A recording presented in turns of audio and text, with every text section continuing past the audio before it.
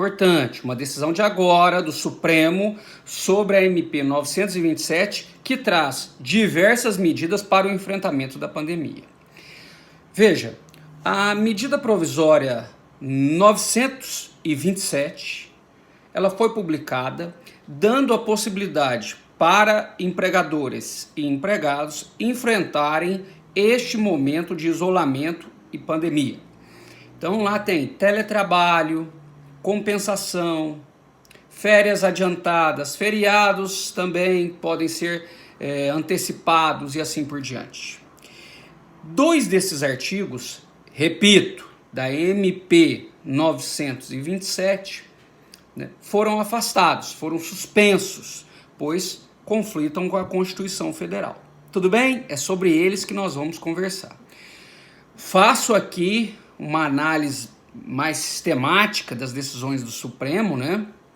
O Supremo já apreciou as duas principais medidas provisórias da área trabalhista. Essa primeira, que nós vamos conversar agora, a 927, ele afastou dois artigos, né? Suspendeu a eficácia de dois artigos.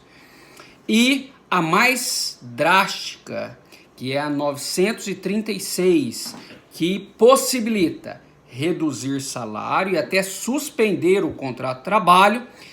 Neste caso, da 936, que é essa mais drástica, porque atinge, né, o básico, que é o salário, por acordo individual entre empregado e empregador, o Supremo não tocou. Ele falou que não era a hora de apreciar a constitucionalidade ou inconstitucionalidade desta medida provisória 936, porque os empregados, só para a gente lembrar, né, que são afetados pela redução ou suspensão do salário, ele vai lá e saca o auxílio emergencial. Então o Supremo achou por bem, neste momento, não apreciar a constitucionalidade ou a inconstitucionalidade da 936. Mas o que nós estamos para conversar aqui é a anterior, a 927. Só para não ficar confuso esses números, tá, pessoal? Eu deixei diversos vídeos dessa 927, da 936, que são as duas principais, estão todas lá no canal do YouTube e aqui no Instagram também. E mais, tem um textinho que sempre acompanha esses pequenos vídeos para você ler, para complementar aí a leitura. Tudo bem? Então vamos comigo. O Supremo decidiu por maioria suspender dois artigos. O primeiro, que tratava da doença ocupacional. Até eu vou deixar aqui também, o artigo 29. O artigo 29 falava que o empregado que contrai, né, o empregado que pega Covid, né, coronavírus, ele não tem doença ocupacional. Então, não configuraria, em regra, doença ocupacional. Exceto se configurasse o nexo causal. Olha na minha mão, ó, a ligação com o trabalho desempenhado. O que é muito comum com enfermeiros, por exemplo, médicos, auxiliares de enfermagem, que lidam com pacientes, e aí é fácil de comprovar essa ligação. Então, a regra é que não comprovaria, exceto se comprovado o nexo causal.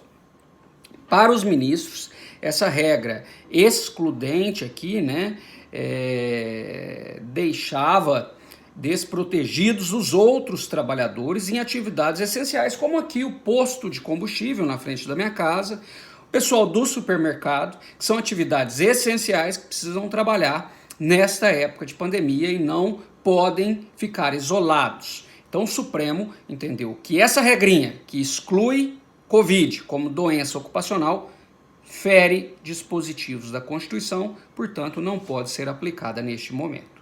Tudo bem? O outro ponto que o Supremo afastou aqui, né, suspendeu a eficácia do artigo, a vigência do artigo neste momento, é o artigo 31 da MP 927. Henrique, para de falar número e vamos falar o que o artigo prevê para ficar mais claro. Ótimo. Pessoal, os auditores fiscais do trabalho, eles têm um papel muito importante na sociedade, que eles vão até os locais e verificam se a legislação trabalhista naquele local está ou não sendo cumprida.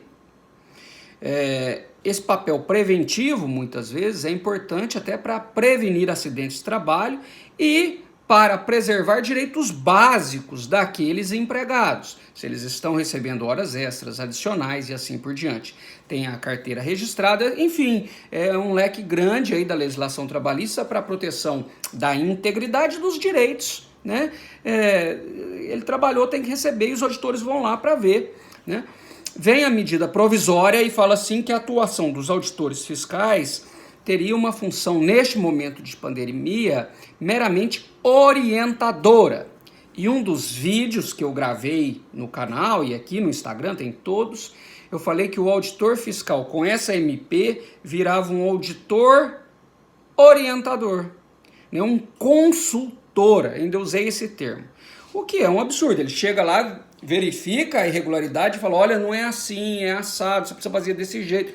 Ué, ele virou assessor da empresa? Não faz sentido, né?